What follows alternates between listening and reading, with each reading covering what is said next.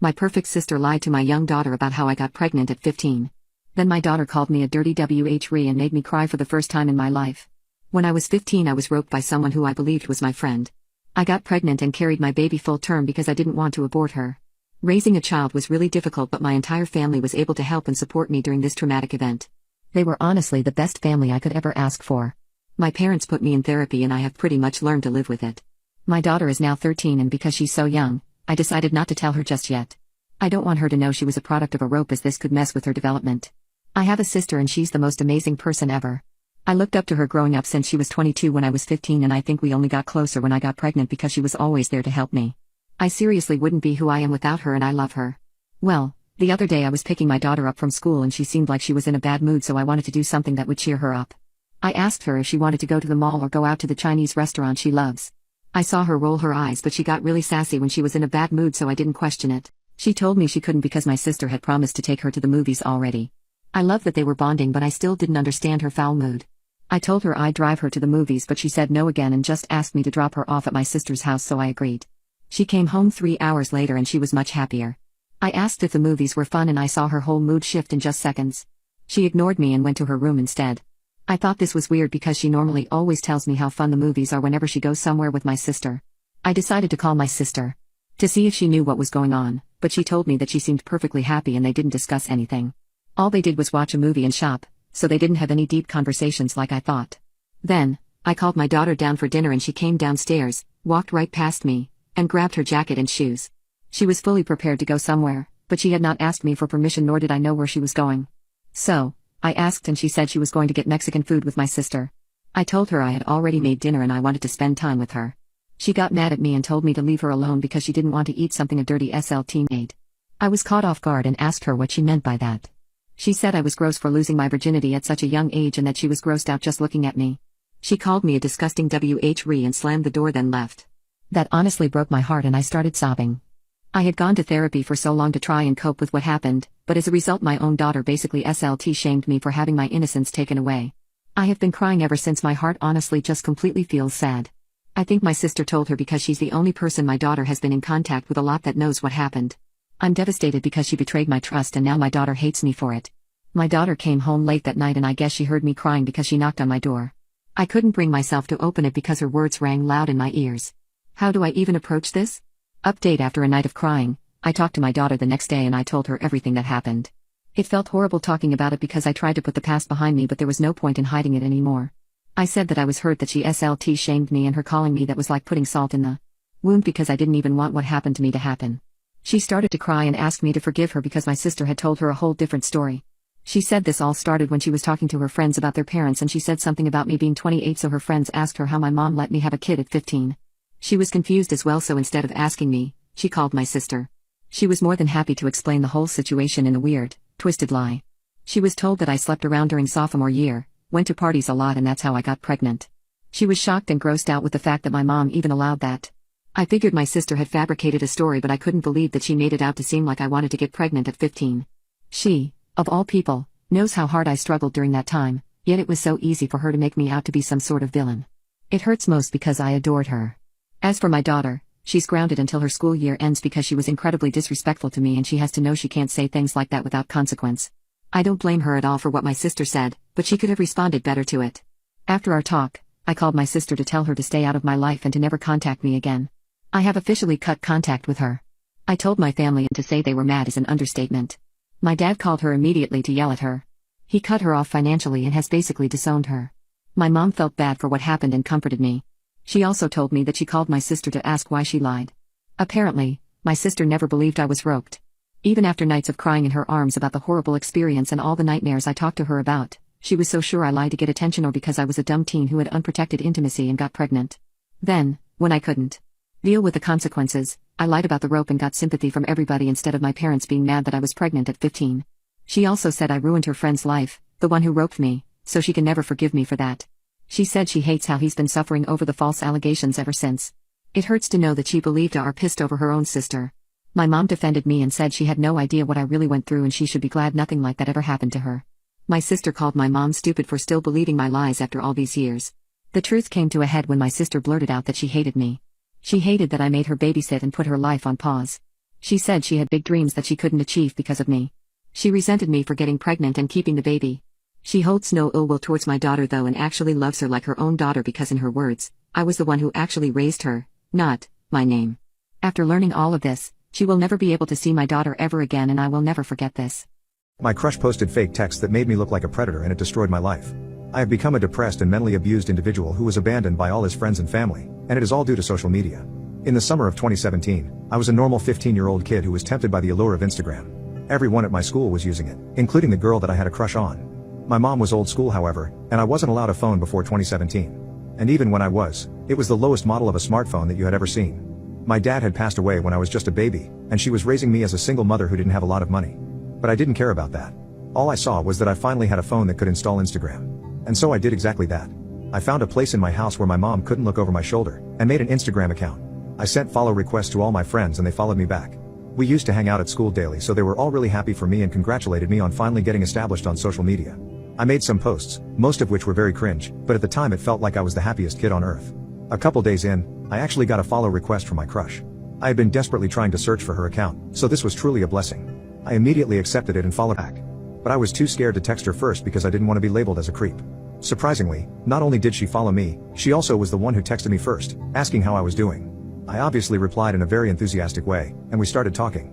It turns out that we had a lot in common, especially our taste in music. So a few days go by and we were talking for around 2 hours daily. My mom sometimes yelled at me to get off my phone, but I wish I had listened. I hid from them the fact that I was on Instagram, and was talking to a girl. And then, a life-altering event happened that changed how I viewed the world as a whole. Summer break was getting closer and closer, and I wouldn't be able to see my crush at school anymore. So I was considering confessing to her via text and just shooting my shot. While I backed out from that decision, our conversation one day kept on going in that direction. We were talking about relationships and love when she asked me if I had a crush. Instead of answering, I asked her if she had one and she said yes. For some reason, I got really excited and just blurted out that yes, I have a crush, and that crush is you. It was all downhill from there. She didn't reply to a single text after that.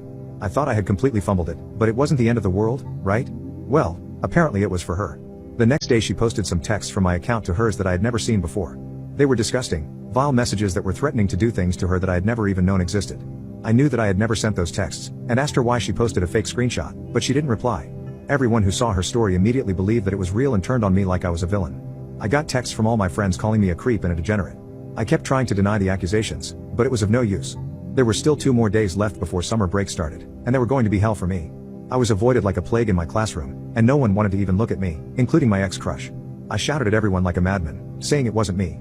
I never sent those texts. By that point, any feelings I had for her were long gone and I was just desperate to prove my innocence. Well, apparently, one of the girl's parents had seen what she posted and had contacted the school to report me for harassment. You would think that the school would conduct an investigation to find out the truth, but no. They immediately believed that what the girl was saying was true and she was the victim, while I was the culprit.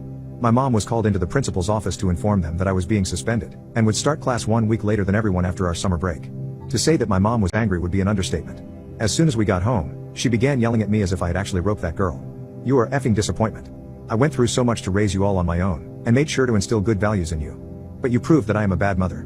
Now everyone will think that I am a weak woman who couldn't raise her son to be a proper gentleman. I never want to talk to you again. Once again, I screamed that it wasn't me who sent those texts, but my screams fell on deaf ears. True to her words, she didn't say a single word to me for the next month. A 15-year-old kid who had lost all his friends and was being ignored by his only family was bound to go into depression. At first, I was no different than a cringy teenager who faked depression for attention. I would avoid eating and stay in my room, refusing to come out. But instead of attention, my mother just kept on ignoring me. If I didn't come down to eat, then I could starve in my room for all she cared. Nevertheless, I would only come out for food and otherwise stay inside. The only TV in our house was in my mom's room, so I obviously couldn't watch that. Even though she never said a word, I could tell from her eyes when she was angry and when she wasn't. I would hear her getting berated and insulted by neighbors because they got wind of what I had allegedly done. Every single time that happened, she would come home and glare at me like I was the devil, but still never said anything. So I tried to find solace in social media, also known as Instagram. But that was the source of my pain in the first place. I would keep scrolling through memes until I fell asleep. I would also sometimes get messages from people who used to be my friends, saying that they forgive me. And then they would post my replies on their story with laughing emojis. I deleted that app but soon reinstalled it because I had nothing else to do. A lot of my school friends lived near me, so I couldn't go outside out of fear. That's how my summer break went. What happened when I went back to school? No one had forgotten my actions, and everyone was still treating me like crap. Even teachers would ignore me if I tried to ask a question. I tried to get my crush to retract her statement, but she was always surrounded by boys who would beat me up if I approached her. Eventually I just kept making excuses to not go to school. It wasn't hard at all, since my mom was still not talking to me. She would iron my clothes and prepare breakfast in case I wanted to go to school. But won't wake me up or tell me to go if I didn't go on my own. She didn't care one bit about me anymore. My grades inevitably dropped as a result of all this. The one teacher that still cared about me recommended that I go to the school counselor to sort my mental health. And what did that counselor do? Told me to sit on a chair in the corner and kept texting someone on her phone. My entire life was falling apart just because of a false intimate harassment claim. And the worst part was yet to come. My evil stepmother made my dad cut ties with me, so I used her life insurance to pay off my house. I was just 12 years old when my dad cheated on my mom and married the woman he cheated with. It was the hardest time of my life. My mom didn't have a job or a house, so she didn't qualify to have custody of me. I had to live with the woman who destroyed my parents' marriage. And on top of that, she absolutely hated me. She had no tact and told my dad literally in front of me that he needs to get rid of me. She wanted to live alone in the house with just him, and I was just a nuisance. My dad refused, but sometimes I wish that he had listened to her demands, because she made my life a living hell. As soon as my dad would leave for work, she would begin tormenting me. I was made to do all the chores in the house, which included cleaning the dirty dishes and scrubbing the floor of her bedroom. And this was when I was just a small kid. When my dad would return, he would praise her for keeping the house clean and she would shamelessly take all the credit. Whenever I had a school event like a baseball game, she would make sure my dad was busy on a date with her and couldn't attend. I remember crying while watching all the other girls celebrate with their dads. I tried to talk to him about this so many times, making sure that he knew that his new wife hated me, but he didn't listen. There were days when I would stay awake at night because I could hear them arguing in the next room. And of course, they were arguing about kicking me out and sending me to my mom's. All that made me develop a psychological urge to be independent and never rely on anyone. I worked really hard in school and impressed my dad. He said that he was going to buy me a car for my 18th birthday. But guess what? He never did. Because apparently, taking his new, young wife on a vacation to Hawaii was more important than me. After witnessing all that, I knew that it wouldn't be long before I was actually kicked out of the house because I was in their way. So I began applying for colleges that were so far away that I won't have to come back. Paying for my tuition was one of the only good things my dad did for me, and I am still grateful for it. But God knows that my stepmom threw the biggest tantrum over it and he had to spoil her for months before she was back to normal. But that also spoiled his mood over me going to college. As a result, he didn't call to check up on me a single time. Thankfully, while I was there I found my now husband and rekindled my relationship with my real mom. When I was about to graduate, I desperately tried to contact my dad to ask him to show up. But once again, my stepmom didn't let him get away. After that, I practically gave up. Although I still loved him and knew that he didn't have any bad intentions in his heart, I was fed up with his inability to say no to her. He never showed up to my wedding, or even when my kids were born. But that was okay because I was living happily with my husband and my kids, in the new house that we had bought together. However, this year, when I turned 45, something amazing happened. My stepmom passed away from heart failure, and my dad contacted me after years of silence. He confessed that he knew he had neglected me during my childhood, and he deeply regretted missing a huge part of my life. He said he wanted to be there for me, but he wasn't strong enough. I told him that he was just making excuses for his wrongdoings, and he surprisingly agreed with me. He said he wanted me to come to visit him so he could apologize properly. I honestly didn't want to go. But my husband said that I should and he would accompany me. In his opinion, the worst thing that could happen is that I would get closure. So yes, I went to visit him. And the way he apologized shocked me to my core. He wanted to redeem himself and leave his fortune to my kids, as well as pay off the house my family was living in. I was very grateful and thanked him, but also asked him how he had that much money left over. Turns out that it was the payout he got from my stepmom's life insurance policy. When I left, I couldn't stop laughing. That woman had spent her entire life trying to get my dad to abandon me. And she even passed away thinking she had succeeded. But actually, her diat was actually going to help me way more than she had tormented me. So, in case you're reading this from the afterlife, you should know that you failed. My dad and I are going to fix our relationship, and I am going to be happier than you ever were. I'm leaving my family plus 2 updates. I am the youngest of 5 kids. My parents are heavily religious and growing up, everything had to be done perfectly in public to maintain a great social status. I'm different from my siblings as I was never interested in maths and science like they were. I've always been the writer, the painter. I remember once when I was 13, I made a painting of a dove in a snowy field and won first in the competition. I told my parents, who got angry that I had wasted my time with something so worthless when I should have been using the time to study. I still had A's in every class. My mother won't even say more than a few words to me, she always seemed like she hates me and I don't understand. Father burned the painting to remind me of what was truly important before taking all of my art supplies until I showed more responsibility with my time. It's been like this as long as I can remember. I work full-time, and have since I was 15 at McDonald's, stashing every bit of money I could. Father took half my checks as tithing to help teach me what being an adult was like. I applied to several colleges but was told by my parents that they would not be helping me with tuition as they did for my siblings because they thought sending me to college would just be a waste of money. So I got angry. I am so tired of being the black sheep just because I like the arts more than maths and science. And then, I heard them talking when I got up in the middle of the night about the perfect man they'd found who was willing to take me in through our church. I am terrified, and so I'm leaving. I've got some money saved up, a good amount, and I'm leaving the country. I found a job that lets me work remotely doing freelance design work, and I've had my passport since I was a kid because of our family vacations overseas. I'm taking nothing other than a change of clothes, my laptop, and important documents I took out of my father's office. I booked a flight that leaves in 5 hours, and I'm never coming back. I'm not even going to take my phone since I'd need to get a new number anyway. My best friend, God bless her, had been the one booking things and getting everything ready since I couldn't tip off my parents. She's also smuggled some of my more important things I can't take to hold onto for me. Update 1, my friend is completely amazing, she really is. She was ready and waiting for me when I crawled out through my window to meet her even though it was 3 in the morning. She bought my tickets to South Africa. I am in a hotel room. I landed only 2 hours ago after several layovers. Each time I was so worried that customs would decline or deny me entrance, but they didn't. I haven't slept yet, too wired up and twitchy. My hope is to gain citizenship, and I'm almost fluent in Zulu as I've always been a fan of languages. I already have an email from my father, but I haven't opened it yet. One thing my friend did when I met her in the car was that she bought another small suitcase and made me move my things to it before chucking my old one in a dumpster behind Taco Bell. She was worried they may have put a tracker or AirTag in the lining of my old one. I was afraid I'd see someone I knew at the airport, but Salt Lake International is massive and I didn't run across anyone. I haven't decided if I should renounce my US citizenship when I gain my new one. Once my brain settles a bit, I'm going to start looking into apartments to get out of the hotel. I also now have emails from my siblings and uncle. I got to chatting with one of the hotel staff. She's about my age and we really hit it off. She went with me to a local shopping center to get some new and better clothes. She also told me to always shake out my shoes every morning just in case. I've started apartment hunting, and it's well within my budget, like super low compared to how sky-high it is in the US. It's honestly jaw-dropping. Like $81 for a studio apartment with a loft and kitchenette. Edit. I finally opened the emails, deciding it was best to probably get it over with. My father's email was filled with anger, there is no other way to put it. He said that by taking off irresponsibly like I did cost them the friendship of someone they planned on introducing to me. He never admitted that it was the 53-year-old they'd basically sold me to.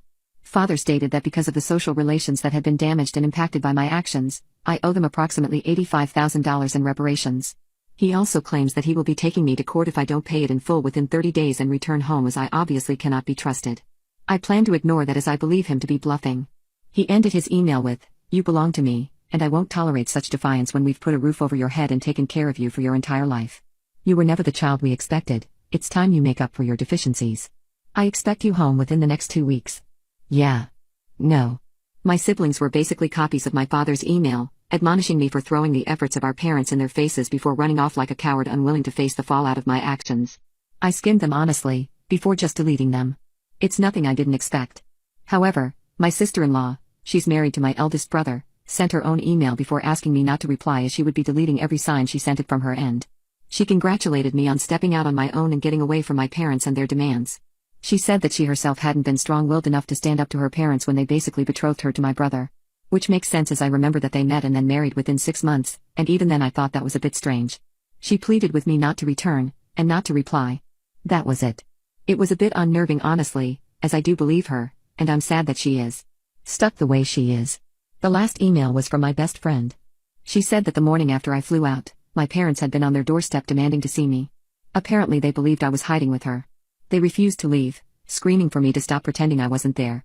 It caused enough of a scene that the police were called, but they only talked to my parents briefly and let them leave. It really angered my friend, who'd wanted them arrested for threats and trespassing. The police only claimed that there wasn't a pattern of behavior that would warrant them being arrested and charged. Before just leaving. She didn't know when they realized I wasn't there at her house, but they didn't come back thankfully. However, word has spread of me fleeing the safety of my parents' home and how they wanted me to return as they were concerned and fearful of what may happen with me out on the streets alone. The church ward has actually done searches of the area trying to find me. I don't know what they'll do from here, but they have no idea I left the country, let alone the state. My friend has no plans to say anything, and neither do I. As far as I'm concerned right now, they can live with that state of wondering for the rest of eternity. Update 2. I haven't replied to the emails, but I have saved them and printed copies and laminated them just in case. I will not be renouncing my US citizenship, and my passport is good for another 8 years. I don't hate religion, regardless of what it is or the fact that religion was going to sell me to a 53-year-old man known for roping women but getting away with it due to his ties in the church. Either way, in my eyes, a person's relationship with God is incredibly personal. If a person connects with him via camping, or walks, long drives listening to music, acts of service, that's their choice and it's just as valid in my opinion as sitting in a pew is. Possibly more as they're honest with themselves. Instead of just putting on a false facade for the public eye. I plan on ignoring any further emails from my family, other than printing them out just in case. They've made several phone calls to my friend who had fun with them. The first time your father called, yelling that I hand you over, I pretended to be cowed and gave him your location. It took him to an adult entertainment club. He came back screaming at how I had embarrassed him. I just hung up on him honestly. She did that each time they called, giving a different location each time. Her favorite was sending my parents to an unclothed beach. My mother passed out apparently. My friend is looking to move and eventually plans to join me but will jump around a bit so that they don't follow her to me. I did finally read my uncle's email, but it was just a copy of my father's with the added comment that he and his fellow cops would be looking for me to bring me home safe before I got myself in trouble and hurt. I am being watchful, and I know better than to wander into dark alleyways and abandoned places. Arrogant store lady thinks I am a homeless person and deeply regrets it. I am not a wealthy person by any means, but I have certainly made a decent fortune for myself. And while I tend to wear casual clothes, I do have to buy designer clothes for some occasions. That only happens once a while and I don't dress up formally when going to a clothing store. Recently, I needed to buy a new suit for my brother's wedding. So I put on a comfortable hoodie and some boxer shorts, and drove to a new store that I hadn't been to before. Now, while I don't dress up formally, that doesn't mean that I'm okay with people making fun of my appearance. As I walked into the store, I spotted a lady wearing the worker's uniform and went up to her. I asked her to show me some suits that were appropriate for a wedding. But her response shocked me to my core. She told me that they don't sell cheap clothes that homeless people can buy, and that I should probably go somewhere else. I thought it was a joke at first, and asked again. All I wanted was to buy some suits. But once again, her response was basically telling me to F off. Listen here, we store employees have to survive on commission from the sales that we help make. You clearly can't afford anything that I can sell you, so stop wasting my time. I have to spend my valuable time carefully and on people who make enough money to buy what they want. Not people like you who just go into store, look at expensive clothing, ruin them with your dirty hands and leave without buying anything. I stood there in absolute shock as she began attending to another guy who had just entered wearing a suit. She had just assumed who I was based on the nature of my clothing, which wasn't even in tatters by the way. I got the urge to take revenge on her by complaining to her manager and getting her fired. And I was about to do just that, but then I got a better idea. She had mentioned that the workers in this store got paid based on commission, so I decided to make her jealous. I found another worker, this time a young guy who looked like he had just started. He became really flustered when I said I wanted him to attend to me. He even asked if I was okay not going to some of the experienced workers. When I heard that, I knew that I had found the right person. I insisted that I didn't mind if he had experience or not, and just wanted to buy some suits. But this time, I also told him that I only wanted to look at fabrics, and wanted the suits to be tailored by the tailor that they employed. He began showing me around and I selected 7 different colors to be shortlisted. When he asked which one I wanted to buy, I proudly announced, "Oh, I actually want to buy all 7 of them." I said it loud enough that the lady from earlier heard it. I could see her going completely red and fuming with anger. The young man who treated me with respect took me to the checkout and began taking my measurements. I intended to just buy ready-made suits, but I knew that the tailored suits would be more expensive. The manager came out to do a round and saw me standing with 7 different fabrics. He greeted me and thanked me for buying a lot of items, and assured me that they would tailor my suits to perfection. He asked if I was satisfied, and I replied a big fat no. The color of his face paled as I began to explain what happened when I first entered the store. He quickly began apologizing, fearing that I would cancel my order. But I assured him that the young man had treated me with respect and changed my opinion about the store. The manager told me that he would make sure to fire that lady employee, and told me my total for the suits. It was more than $10,000 and definitely more than I had planned on spending, but I didn't care. I asked him how much commission the young male employee would be getting. And then, I looked back straight into the eyes of that arrogant lady and announced in my loudest voice, "I'm matching that amount as a tip for him." My mom neglected me and ditched me for her new family, so I ditched her too. Plus update. My dad has been in prison the majority of my life for non-violent substance charges. My mom got married when I was 10 to my stepdad. Just to clarify, my mom and dad were never married. They dated each other and eventually hooked up and had me. My problems with my mom started when she got pregnant with my sister, and then after she had my sister she got pregnant again and had my brother, and I became like a ghost. She hardly paid attention to me. She neglected me emotionally, and I felt like I was unwanted in her life. It didn't matter anymore. As I grew up, I continued to try to get her to talk to me, but she was always busy. With my brother and sister, every family activity they did together, she always excluded me. It was always my stepdad and mom and my siblings except for me. Like I wasn't part of the family. This is how I came to my conclusion that my mom hates me or she dislikes me. As I mentioned before, I have 2 younger siblings aged 4 and 9. One day, my mom comes into my room, she's all dressed up and racing around, and I ask if she's going somewhere. She tells me no, and I go back to playing on my computer. No later than 15 minutes, I hear the garage door go up, so I race downstairs thinking, what the heck? Sure enough, my mom, stepdad, and my sister and brother are all dressed up and in the truck, and I'm standing outside, feeling really uncomfortable. The look she gave me as she jumped into the truck made me feel like I was interrupting her. There wasn't any "oh yeah, sorry," it was just a look of absolute disgust. I don't cry very easily, but something about the whole thing really got to me, and I went back inside and cried a bit but then got over it. Wasn't the first time. She texts me 10 minutes later telling me they're just going to the park. I don't respond because I would have just worked myself up again. Fast forward, they get home, I was eating dinner, and my 9-year-old sister rushes in after my mom and is super excited to tell me about everything they had done. They hadn't gone to the park. My mom had lied to me, saying they went to the park when they'd actually gone to Dave & Buster's. They also went to get milkshakes, and went shopping. I was visibly crushed by it, and my little sister noticed I had gotten upset. I could tell my mom was about to start making excuses and making the circumstances my fault, so to keep my little sister and brother from seeing that, I excused myself to my room quietly. It super sucks. I've been trying so hard to be a good son despite the selfishness my mother and her chaotically selfish ways have on me, but once I realized that poop isn't normal, so I started questioning our relationship. I didn't see any safe way out without ending up on the streets, so I joined the army. It was spur of the moment, and she still doesn't know. I can handle it, and it's the first decision I've actually made on my own. I cannot tell you how excited I am for BCT soon. Update: I haven't said anything to my mom about me leaving, but I find it really hard to do because my sister is outspoken. Everything she hears and sees she tells, so I decided to tell my sister I'll be leaving for a job that I was offered. I am going to tell my mom the same thing if she asks. My mom didn't see me moving my stuff out, but she did notice some of my things missing and asked about them. I told her I sold some of my things to make some quick cash. I just got a little bit left to move out and I'll be done moving my things. I actually asked a friend if I could leave my stuff at her house and she said yes. Some of you are probably wondering when I'm leaving for the army. It's on the 23rd this Friday. Some of you also ask why the army and not the Navy or Marines or Air Force. My friend who let me leave my things at her house has a grandpa who was in the army, and he convinced me to join the army. But if things don't work out for myself in the army, I'm going to join the Navy or Air Force or Marines. June 20th, 2023. Today my bio dad called me and said that he got out of prison 2 weeks ago. He's living in his parents' house. My grandparents, when they passed away, they left their house to my dad. So I went to see him. We had a good conversation. He apologized for not being there for me. I told him if he's truly sorry for not being there for me, he should make up for it by being there for me now. He told me he was going to try his best to be there for me and that he got a job in construction. I told him I was going to the army and he broke down in tears and told me he was proud of me. I couldn't help it and cried as well. It was a very emotional moment. I told him because he hasn't been there all my life, I'm not going to call him dad just because he's my bio dad. I'm going to call him by his name. If he wants me to call him dad, he has to earn it. He told me, that is fine. I plan on going back tomorrow and be there for a while with him. Of course it's going to be after he gets out of work. Edit: I am already ready to go. I am here in my biological father's house. My mom doesn't know I am leaving for the army. The only thing she knows is that I moved out of her house and am staying with my biological father. I left a note telling her everything about how she has treated me, except for the fact that I am going to the army. I am going to call an Uber to take me to the station where I'm going to get picked up by a bus and then take me to the army. I also forgave my bio dad for not being there for me, but I also told him that just because I forgave him doesn't mean I'm going to call him dad. He has to earn it. So I started calling him by his first name, Matthew.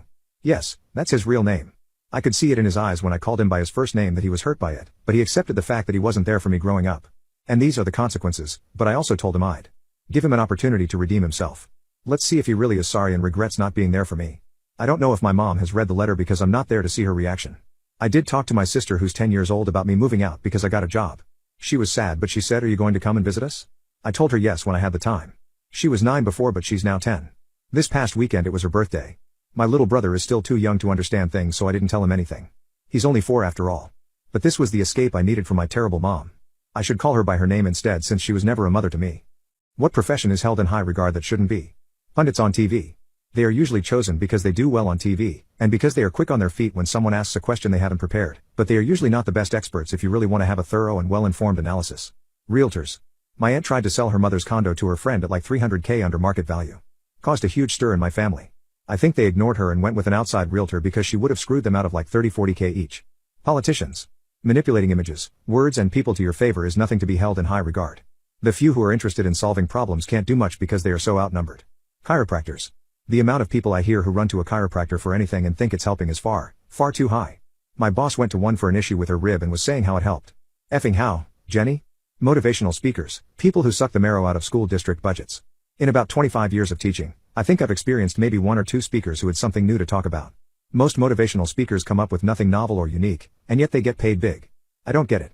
I'm not sure if even calling it a profession is giving it too much credit, but, influencers. The absolute effing nadir was when I learned about XQC this year. A guy who doesn't even make his own videos watching work other people produced, adding no contribution of value while watching and earning a metric F ton of money because his viewer count is so high that he'd probably still earn a living wage if he just left the camera to his empty room running. People were talking about the apocalyptic vision of late-stage capitalism for years. If anything could convince me the model is fundamentally broken, it's people like him becoming stinking rich while people working jobs of real value to society must work second and third jobs just to put food on the table.